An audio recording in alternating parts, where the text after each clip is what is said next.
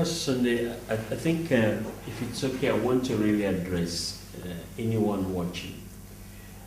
The embassy of God of 5-6 years ago is nothing. Even of 3 years ago. Even of 3 years ago is nothing compared to what's on ground. The level of impact, even the new leaders that are emerging from Embassy of God, it is absolutely incredible. I really want to personally encourage you, whoever is listening, please ignore all the rumors you have heard. Just come and see for yourself. Just come and see. The word of God says, come and taste and see. That the Lord is good. You know, it will be most unfortunate for you and your ministry to miss out on this great thing that God is doing. I have decided that I will never look back in my life and regret. That's why I have come, and I can tell you, we have been blessed. And Pastor Sunday, just as Pastor Sino have said, can you tell us some of the key characteristics of this new embassy church and the undergirding principles that are driving it?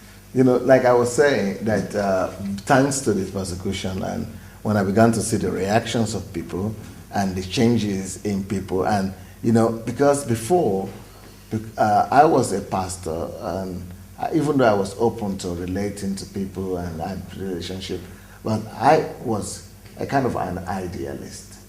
I'm the kind of person that would normally think that the way I am, that's the way other people are. I judge people with the way I see myself. So if I am the kind that is trustworthy and trusting other people, and that could be trusted, and I thought everybody could be trusted, reliable as well. And if I was somebody like I'm totally committed. I am fanatically committed to God. I would think everybody is like that. So when people get saved, I thought that's what happens to them. Because that's what happened to me when I got saved. And but I discovered later on that many people were coming to church for what they could gain or get from church. But it was not my experience, because I was going to church just to serve Him and give, you know, my life to Him completely. So all those things, whatever happened during this persecution, really brought the reality and the frailty of men and the weaknesses of men and who they really are, their real nature. God kind of opened my eyes. It was like I was blind before, because my thought was like, I was like this. I thought I was up here close to God, and that all Christians were just close by. Maybe our church was close by. Maybe all Christians like this, but I don't know. But I thought they were all close by. But what I discovered was that I was here and all my members were here, or down under. Some Christians might even be much lower. So that was what I discovered in my church. And I said, wow, if this is happening in this church where people are really well taught and people are really strong. So I decided to do a poll in the church. A survey, right. So I conducted the survey in the church, and discovered that most people don't come to church for God. I discovered that only about 5% will really come to church because they want to know Him.